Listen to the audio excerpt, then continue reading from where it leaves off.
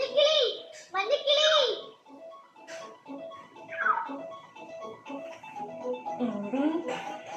നിന്റെയാണോ ഒരു കുഞ്ഞിക്കിളി? അവള് പറന്ന് പറന്ന് താഴെ വീണു. ഇപ്പൊ കാത്തൂന്റെ കൂടെ ഉണ്ട്. അവൾ പറക്കാനായിട്ടില്ല. അത് വേറെ ഏതെങ്കിലും കുഞ്ഞിക്കിളിയാവും.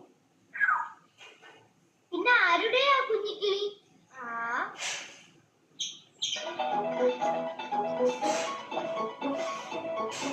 അയ്യോ,